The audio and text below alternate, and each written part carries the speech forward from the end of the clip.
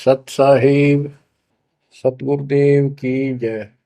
बंदी छोड़ कबीर साहिब जी की जय। बंदी छोड़ गरीबदास जी महाराज जी की जय। स्वामी राम देवानंद जी गुरु महाराज जी की जय हो।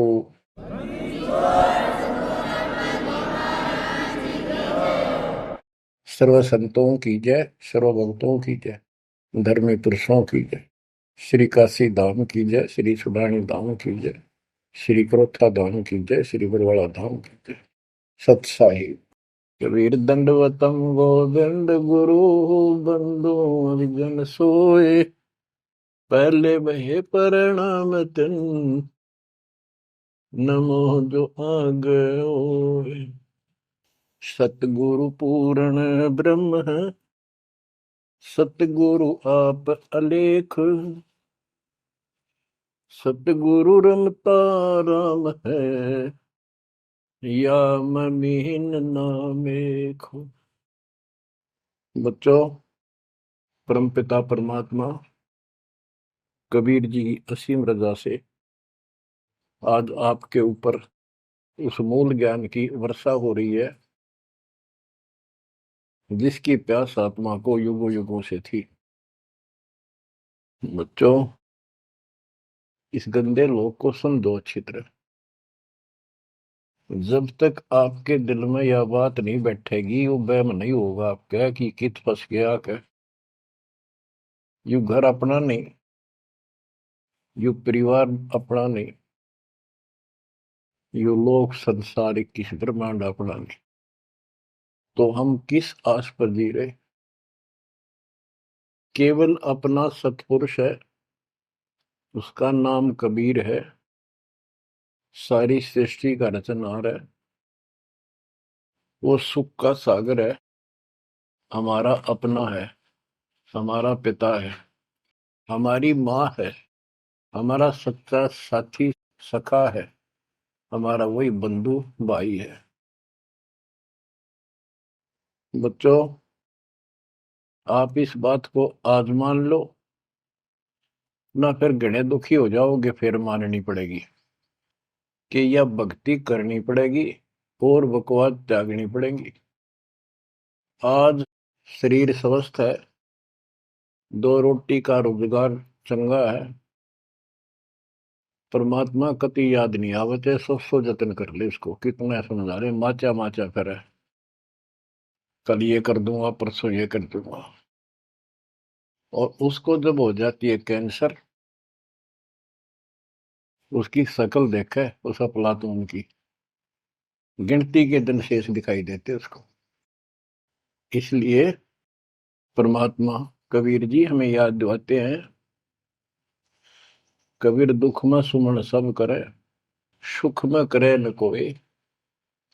जय सुख में सुमन करे, तो दुख काहे को होए। कबीर सुख में सुमरण किया नहीं, दुख में करते याद। कह कबीरता दास की, को न सुन फरियाद। आज जो सुखी हैं, थोड़ा मोटा कोई पद पोस्ट मिली हुई है छोटी मोटी, घर में दो पैसे का जुगाड़ ठीक है, कार कोठी है, उनके तो नखरे न्यारे हैं।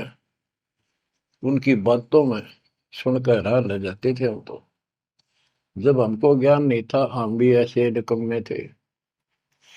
इस अध्यात्म ज्ञान ने तोड़ दिया इस मन की बकवाद, इस अहंकार को फोड़ दिया कति।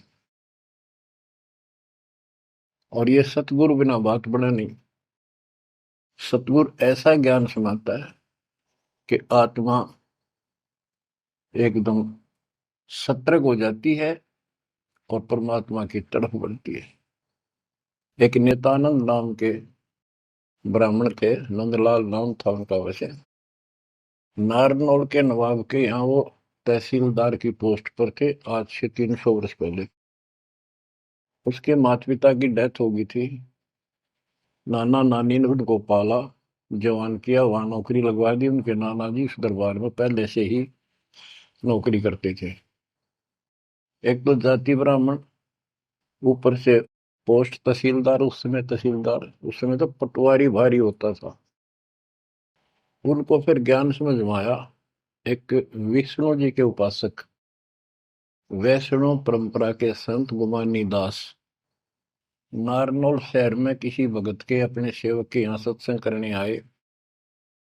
उनके साथ में ही नंदलाल तहसीलदार का मकान था। रात के समय सुहाना मौसम था, चांदनी रात थी, ना गर्मी थी ना सर्दी थी।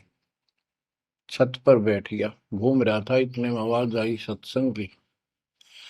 और जो संत बोल रहा था एक एक बात, रात के समय साइलेंट होता है सब कुछ, सारी सुनने लगी उसको। तो नंदलाल तहसीलदार जी को भगवान की तड़प बनी, क्योंकि उसको चोट बहुत लग चुकी थी।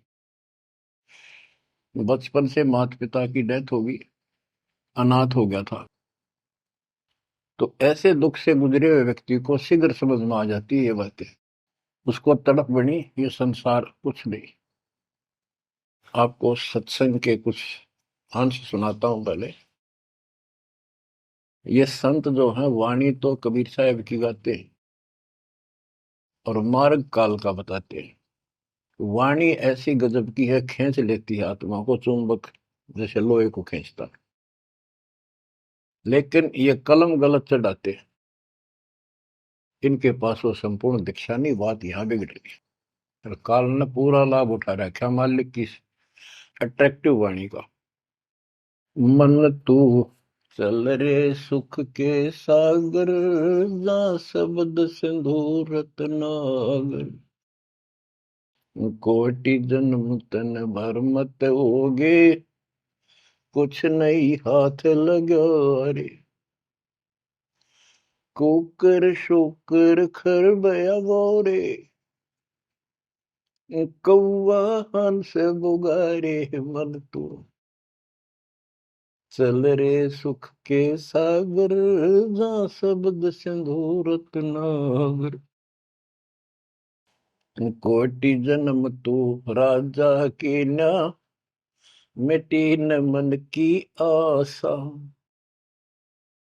भिक्षुक होकर दर दर आंडा, फिर मिला न निर्गुण रसा। मन तू चल रे सुख के सागर, जा शब्द सिंधु रत्नागर।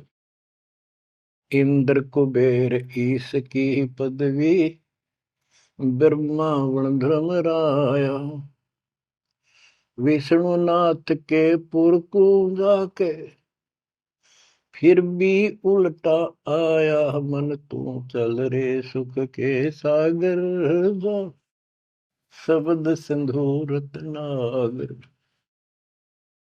असंख्य जन्म तन मरत्या होगे, जीवित क्यों न मरे रे। असंख्य जन्म तो है मरता होगे, जीवित क्यों न मरे रे।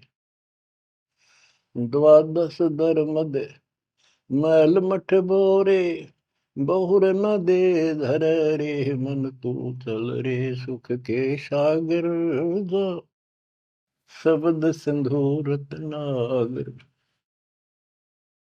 दोजक भिष्ट सभी तह देखे, राजपाट के रसिया। तीन लोक से तरपति नाही, यो मन भोगी खसिया। मन तू चल रे सुख के सागर, जा शब्द सिंधु रत्नागर।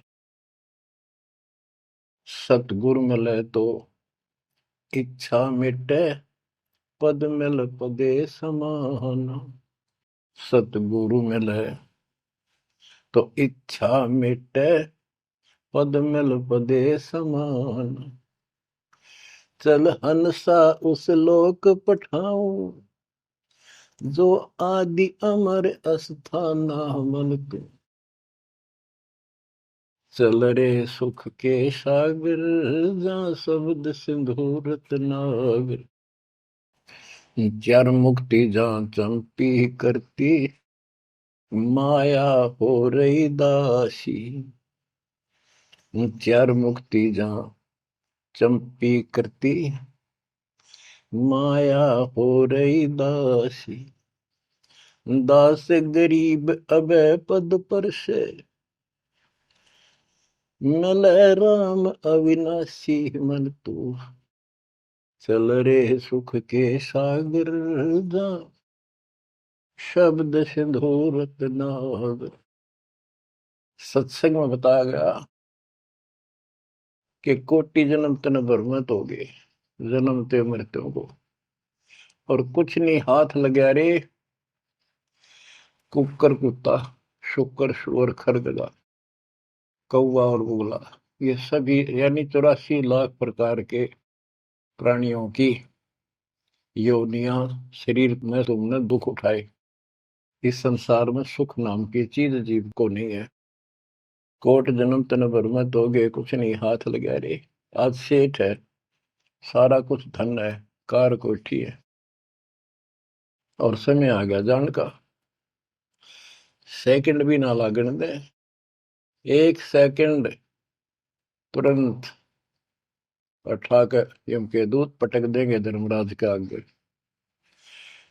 अब के हाथ लग गया, सारा जीवन खो दिया, कति कर्म बिगाड़ लिए, और आगे पल्ला झाड़ के जा खड़ा अपना भाग। ये सपना टूटते हैं, सारी बात समझ में आ जाती, सारा सोपन था यो, ना कोई बेटा अपना था, ना कोई बेटी अपनी थी, ना या कार, ना कोठी अपनी थी। अपना जो काम था वो तो स्टार्ट भी ना किया मूर्खा। बच्चों वहां बहुत बार रो लिया हम जाकर। जब भी मनुष्य जीवन मिला, हम वायदा करके आते थे भगवान से, हे परमात्मा इनका दया कर दो, मनुष्य जीवन की कभी गलती नहीं करूंगा, करेंगे करूंगी, भक्ति करेंगे, मालिक को याद रखेंगे, रोटी के लिए काम भी करेंगे, तेरी भूल नहीं होगी दाता, कति कसम खाते। वचन भर के कान पकड़ के नाक रगड़ के आते वहां से प्राणी, और यहाँ ते ये काल इनको ऐसा अचेत कर देता है, नए सिरे से सिखाना पड़ता, ये बेटा या चाचा यू काका ताऊ तेरा ताई मौसी, ये गिलास, ये चमचा, या थाली, या गिलास, ये कटोरा, ये शुरू तो पढ़ानी पड़ती है, कति सारा बुला देता है, इतना जुल्म कर रखा हमारे साथ। इस अज्ञान को आके सतगुरु कबीर भगवान सतगुरु रूप में आते हैं, वो इस अंधेरे को अपने वचनों के माध्यम से हटाते हैं। अब बच्चों, मन नेकी कर ले, 2 दिन का मेहमान, मन नेकी कर ले। परमात्मा हमारे सामने खड़े होकर रोया करते हमने, किसी तरह तो समझ लो तुम। ये शब्द इसलिए सुनाया करते कि इस आवाज, प्यारी आवाज दाता की, खींच ले पशु पक्षियों को भी, और इस वाणी में कसक। तो बच्चों, परमात्मा कहीं भी खड़े हो जाते थे किसी गांव नगर में जाके, और उनको वाणी सुनाते थे, क्योंकि हम कान का विषय भी हमारे अंदर है, विकार। तो मीठी वाणी सुनकर तकरीबन लोग इधर उधर से खिसक के आस पास बैठ जाते आकर, जैसे कोई जाकर कोई तुबली बनाने लग जाए, ऐसे डुगडुगी, वहां भी लोग इकट्ठे हो जाते हैं। फिर परमात्मा उनको समझाते थे, इस काल के जाल में फंसे इस नकली सुख को सुख मानकर अंधे हुए बैठे प्राणियों को कहां से संघर्ष करने लगते हैं, क्योंकि ये अपने पिता है और ये रह नहीं सकते हमारे को राह बताए बिना।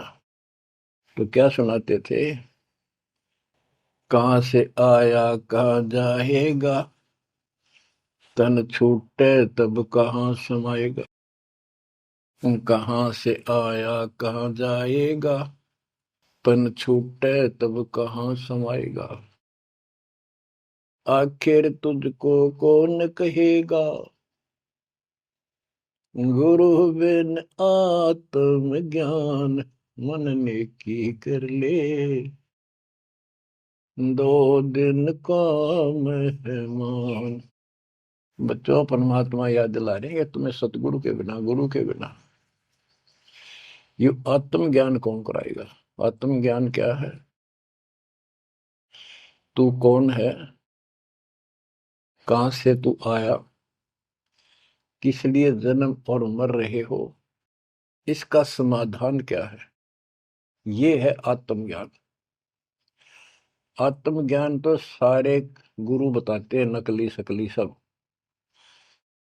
भाई भक्ति नहीं करोगे पशु पक्षी बन जाओगे, मनुष्य जीवन बड़ी मुश्किल से मिलता है। ये सारा कुछ परमात्मा का बताया ज्ञान बताकर आखिर में काल के खुट्टे बांध देते हैं। ये उपासना करो, दो शास्त्र विरुद्ध है। बात यहां बिगड़ी पड़ी थी। तो बच्चों फिर कहते ये तो आत्मज्ञान होगा। कबीर सतगुरु बताता आत्मज्ञान, तुम सतलोक में रहते थे, वहां किसी चीज का कष्ट नहीं था, कोई दुख नहीं, कोई रोग नहीं, कोई शोक नहीं, कोई जन्म नहीं, कोई मृत्यु नहीं, सदा सुखी। यही सृष्टि ऐसी जो कि एज इट इज है। ऐसे गांव बसे हैं, ऐसे बाजार लगे हैं, बाग बगीचे कदम कदम पर सुंदर तरीके से लगे हुए एक पंक्ति के अंदर, गजब के।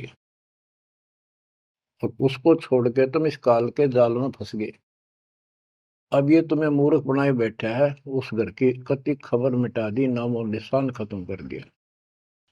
आत्मज्ञान ये है, तुम या कष्ट उठा रहे हो जन्म मृत्यु के, इसका समाधान है पूरा सतगुरु हो, उसे दीक्षा लो, फिर डट कर भक्ति करो, मर्यादा का पालन करो। ये तो है आत्मज्ञान। परमात्म ज्ञान क्या है, परमात्मा कौन है, ये श्री कृष्ण जी को भगवान बताओ, विष्णु और शंकर को भगवान बताओ। इनका परमात्म ज्ञान खाक है। परमात्म ज्ञान है नहीं, आत्म ज्ञान ने के चाटांगे फिर।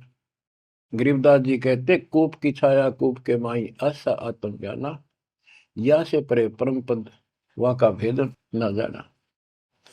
आत्म ज्ञान तो ऐसा है जैसे कुएं की छा कुएं तक है, बाहर उसका कोई यूज नहीं।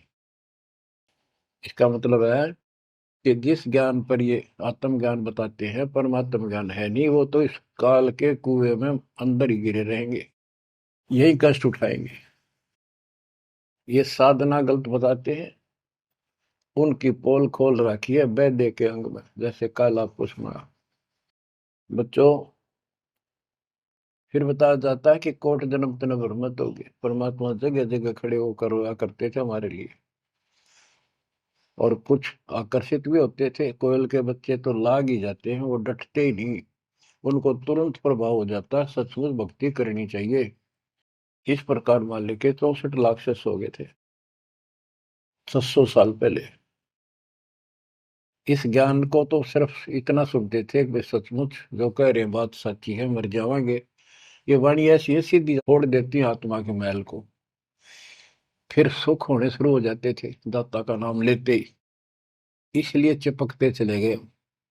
दाता भी चाहते थे, परमात्मा भी, कि इनका अपनी कलम चढ़ा दूं एक बार बस, इन पार तो होना नहीं।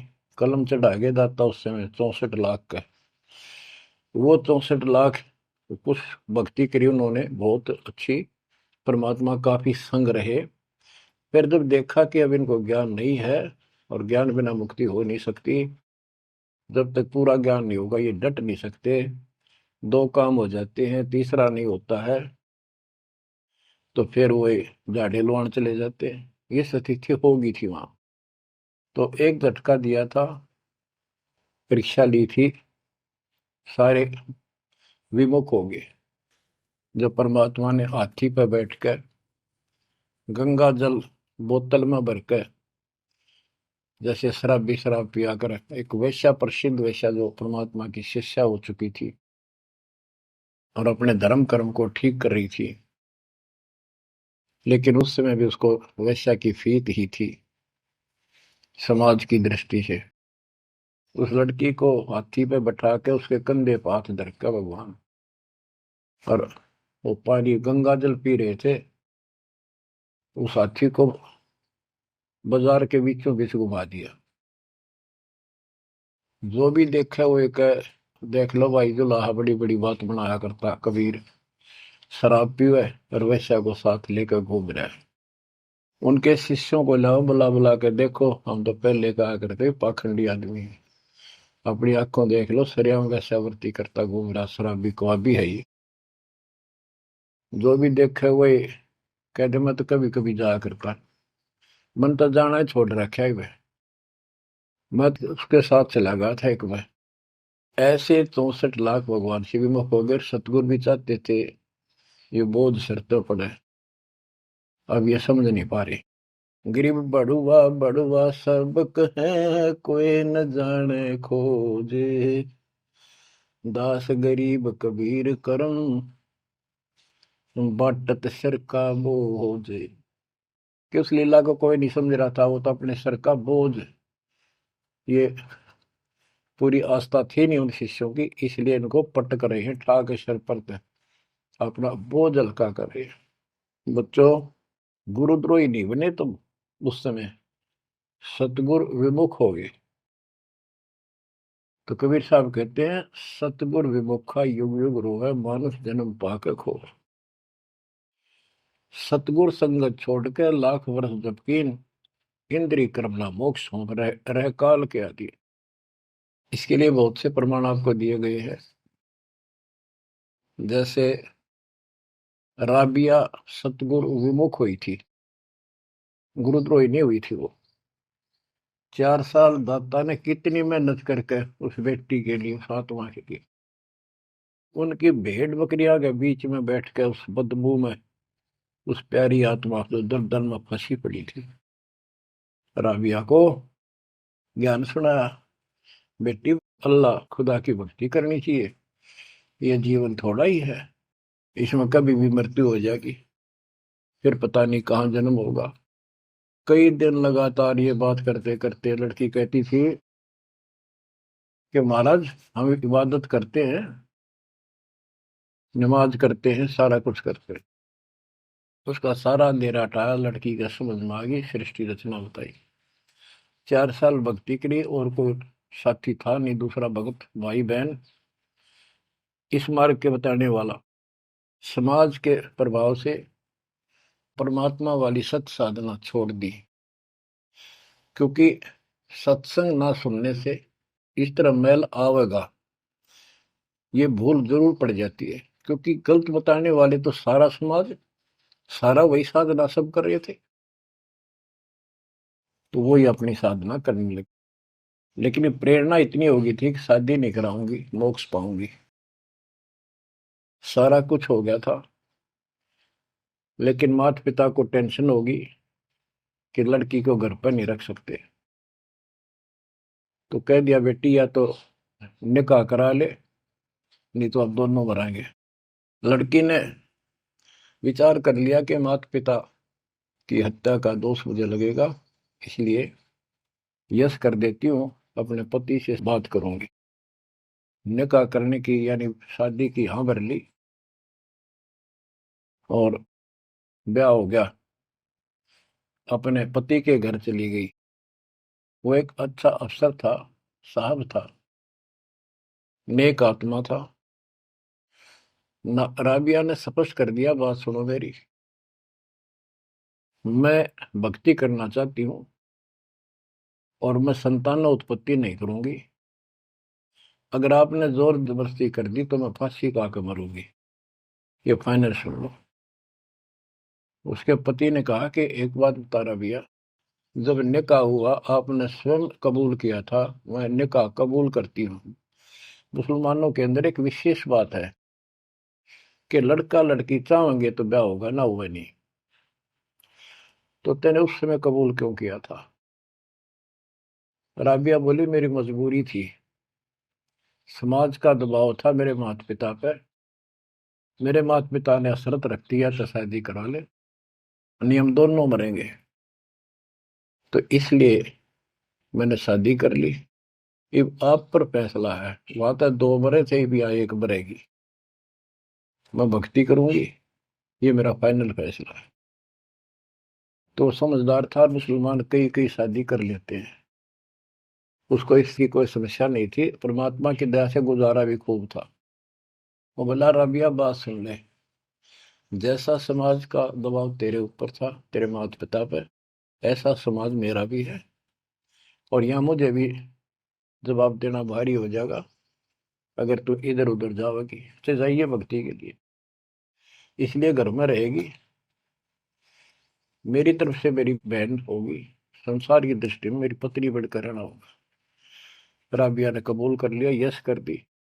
उसने अपने और विवाह करा लिया। जब वो होगी 50 साल के ऊपर, हज करने चली। उसके पति ने कहा, आपके लिए मैं गाड़ी घोड़ा ऊंट तैयार करवा देता हूँ, अरे जाओ, बहुत खुशी की बात है, मुझे भी पुण्य मिलेगा आपके सहयोग में। वो कहने लगी, मैं पैदल जाऊंगी। यानी भावना अलग होती है भगत की, या धार्मिकता रंगी हुई होती है पिछले जन्मों की। वो चल पड़ी, पैदल चल पड़ी। रेगिस्तान ज्यादा होते थे उस टाइम, सभी जगह सूखे पड़ते थे। मक्का में चली, मक्का के राह पे काफी सफर तय करने के बाद एक कुआं आया। उस कुएं पे ना बाल्टी थी, ना कोई रस्सी थी। वो लगता था उसमें गिर गई थी। उधर एक कुतिया बहुत प्यासी थी, प्राण जानने हो रहे थे उसके। राबिया को समझते देर नहीं लगी, वह कभी राबिया के पैरा में आवे, कभी कुएं की तरफ जावे। बहुत बुरा हाल था उसका। उसके छोटे छोटे बच्चे भी थोड़ी सी दूरी पर विलख रहे थे।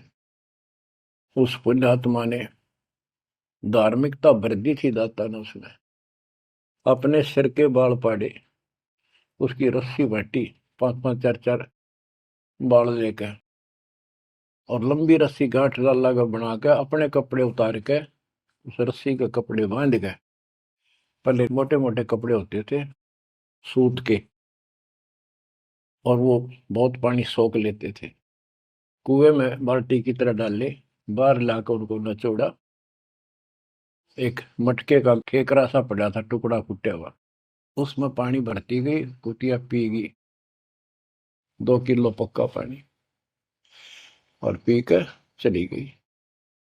अब उसने अपने कपड़ों से, गिले कपड़ों से सिर का ब्लड साफ किया, और झाड़ झूड़ के कपड़े, गर्मी के दिन थे, ठीक सा मौसम था, वो कपड़े निचोड़ कर पहन लिए और सफर पर चलने को तैयार हुई।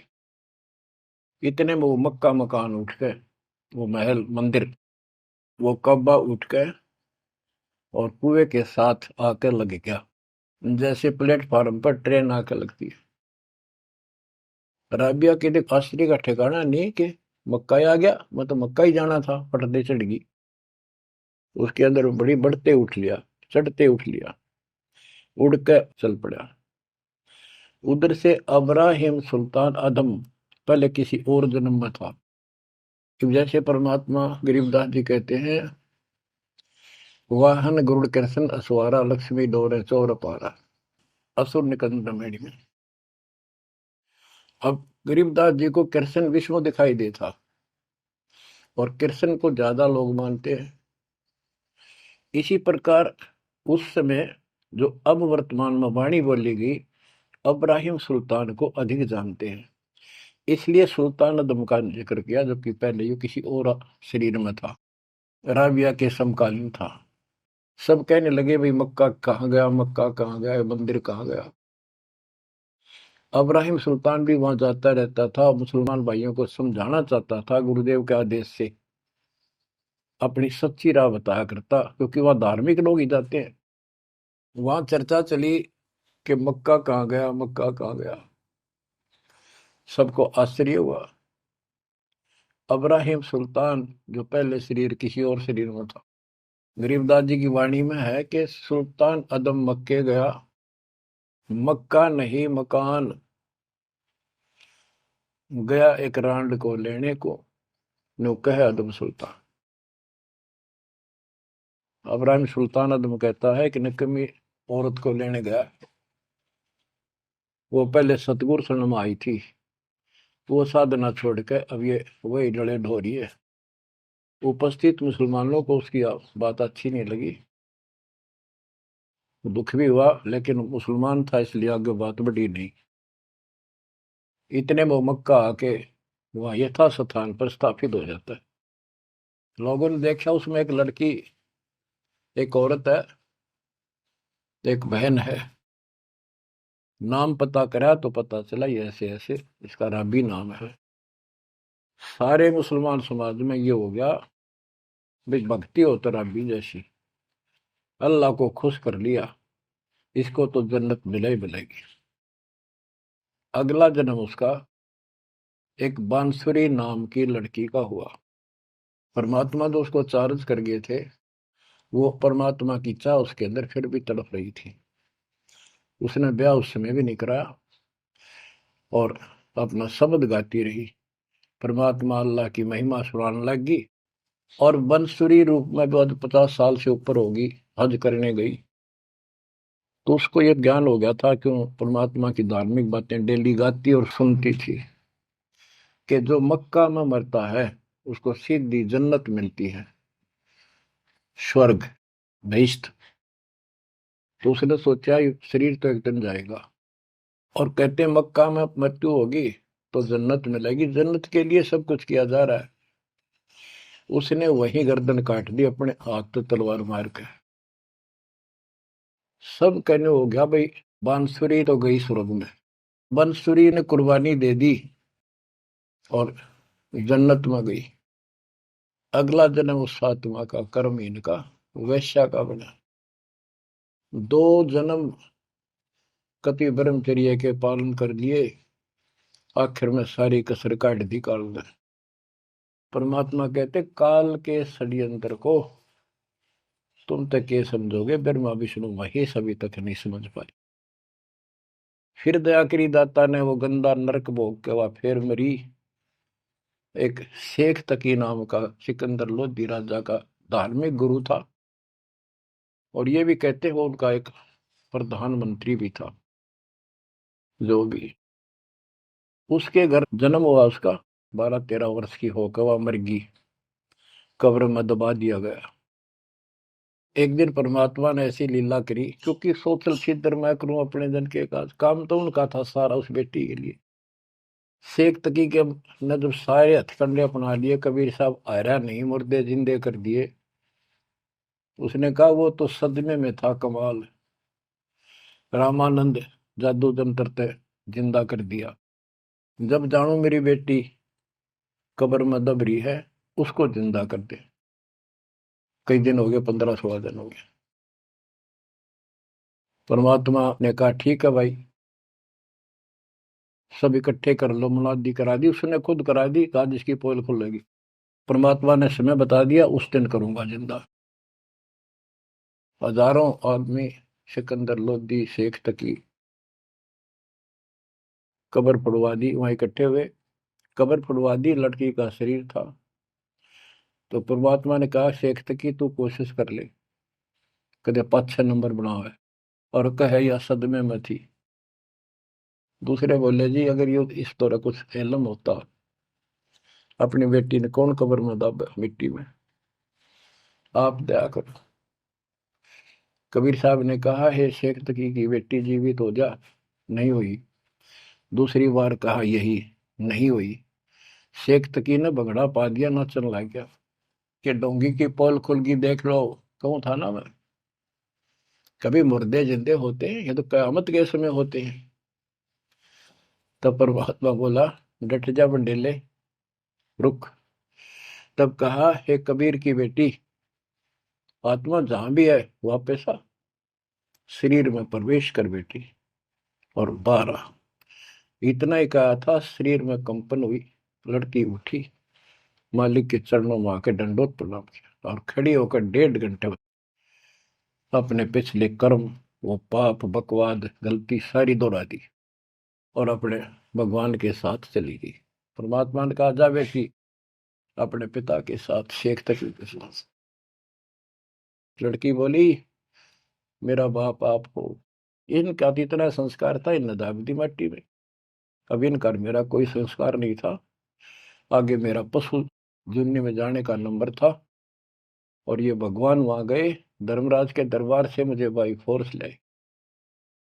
तो बच्चों कहते गोरख से ज्ञानी गणे सुखते जति जिहान, सीता सी वो वारिया दूर संत स्थान।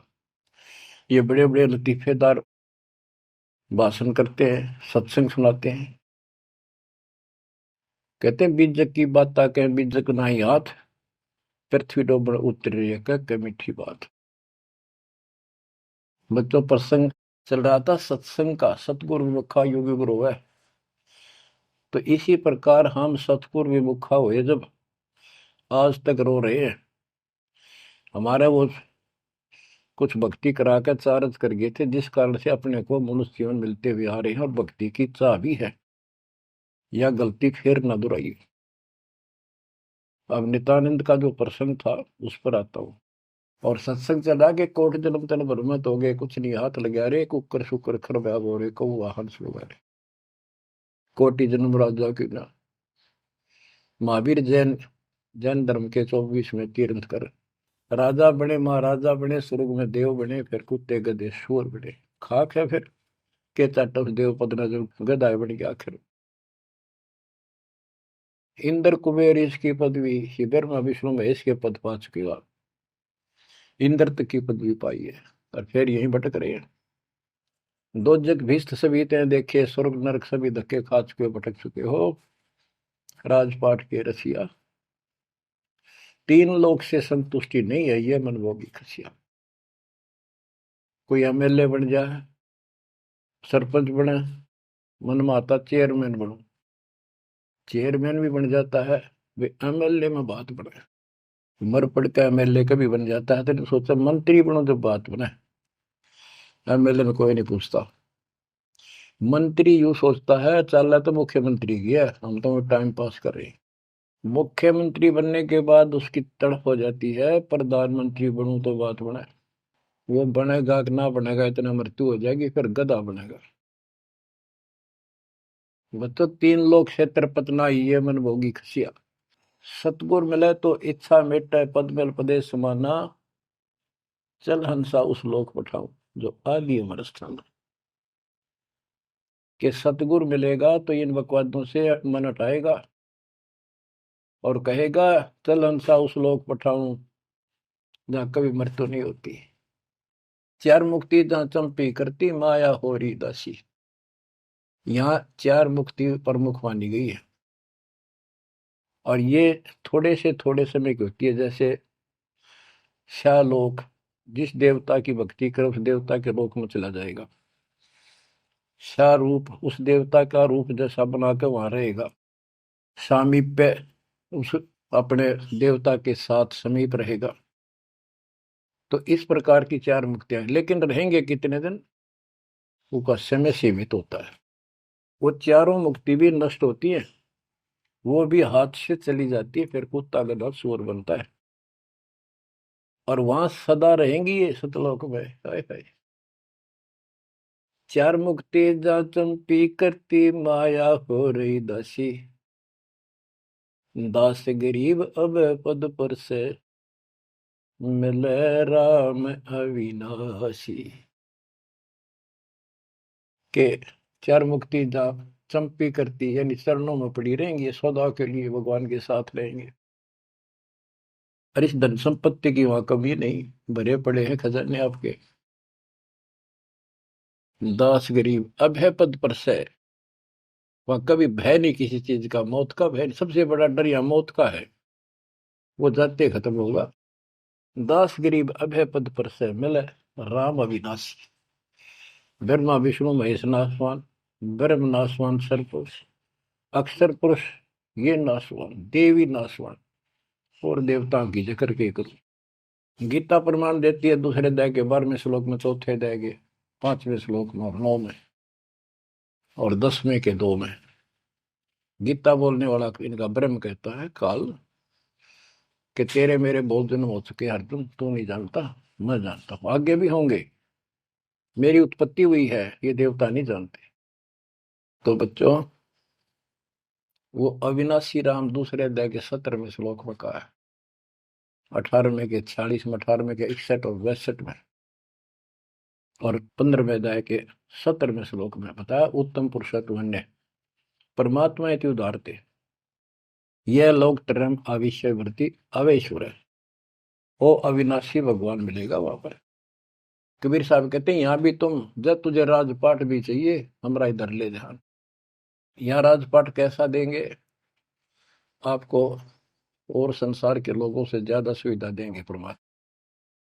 और कहते हैं जिसके मन में परमात्मा की भक्ति है तो फिर के इंद्र का राज, उसको कभी नफरत हो जाती है उस राज से तो महाराजा बन जाता है।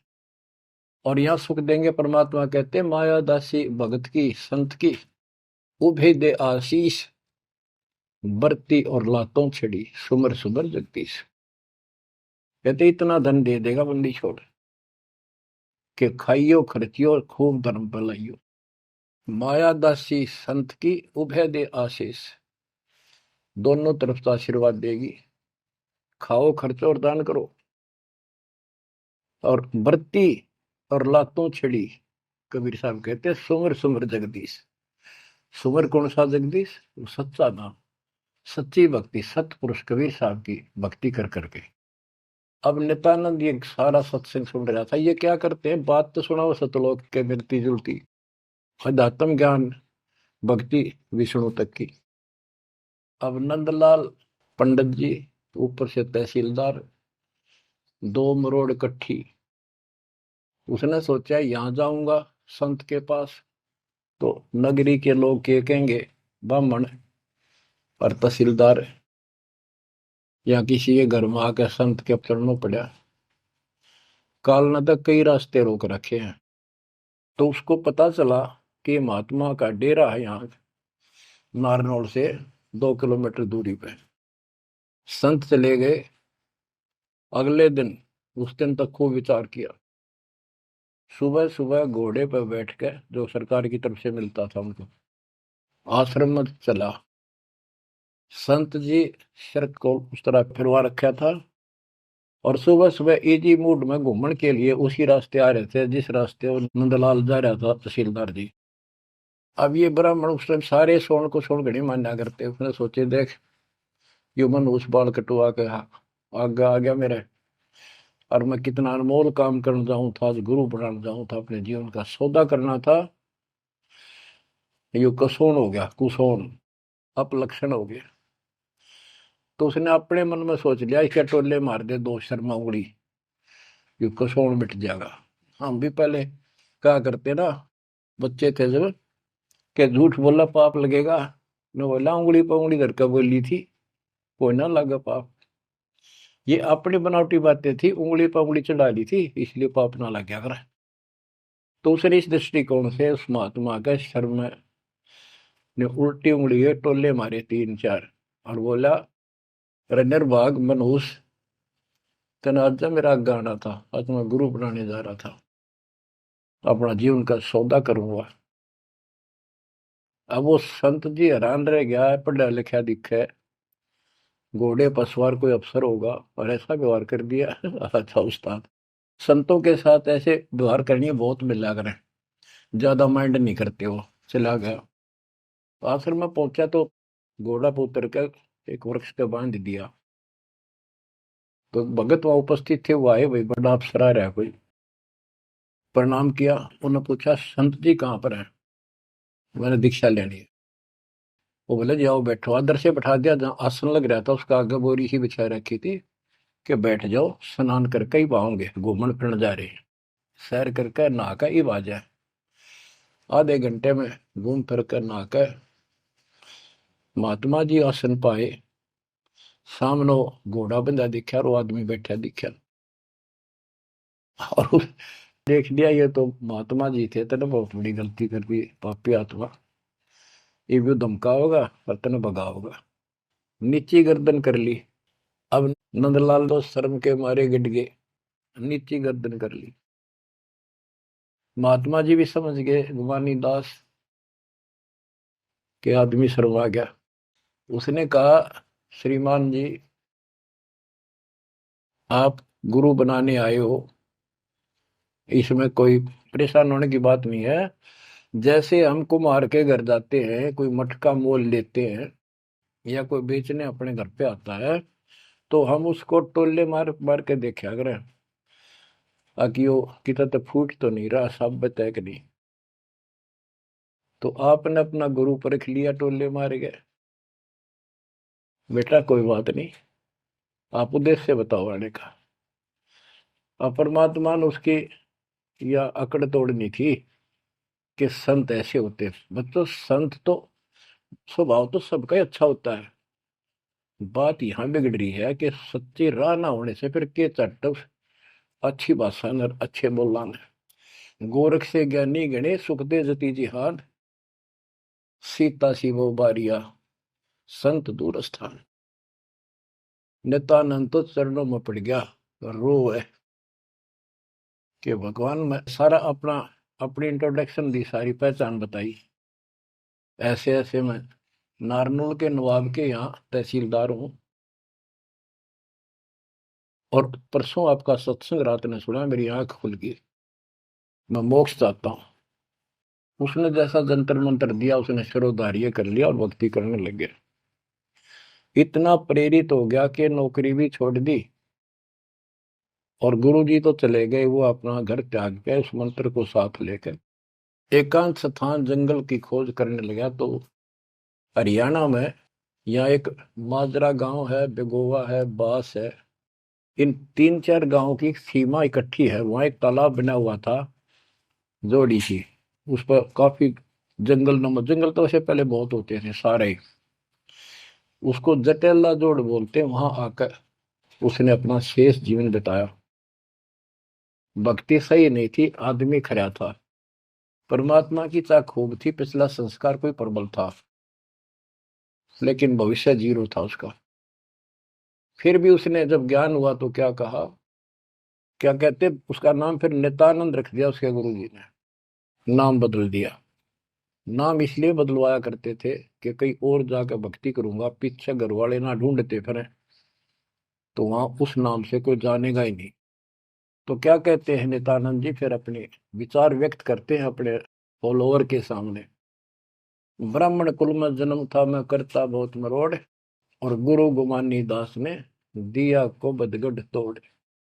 जाति का अभिमान, पोस्ट का अभिमान, धन का अभिमान, और पहलवान हो जा काया का अभिमान, ये जीव का दुश्मन होता है। ब्राह्मण कुल में जन्म था, मैं करता बहुत मरोड़, बड़ा अहंकार था मेरे में, गुरु गुमानी दास ने दिया कोबद गढ़ तोड़। ये कोबद का गढ़ था, एक अति तोड़ दिया। आखिर तुझको कौन कहेगा,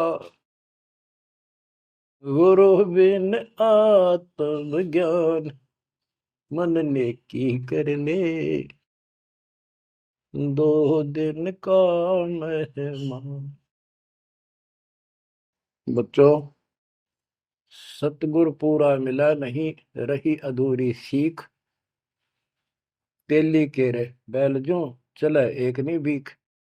पूरा सतगुरु ना मिलने से इतनी पुण्यात्मा फिर कर्म फोड़ कर चली गई, स्वर्ग तक गई, फिर जन्म लेगी। उसने तो आनंद किया। दोस्तों ये सारा कुछ निष्कर्ष देकर दास आपको, हीरे मोती लालों को आपकी पहचान बताना चाहता हूं कि तुम क्या प्राप्त कर चुके हो, आपकी कितनी अच्छी किस्मत, कितना गुड लक है। आंख खोल लो, मैं कोई बालक नहीं, कोई डूम बाट नहीं हूं, मैंने कोई स्वार्थ नहीं तुम्हारे से। आप मुझे अपने दिखाई देते हो, आप मुझे भगवान के बच्चे दिखाई देते हो, मुझे अपनी नौकरी खरी दिखाई देती है तुम्हारे कारण।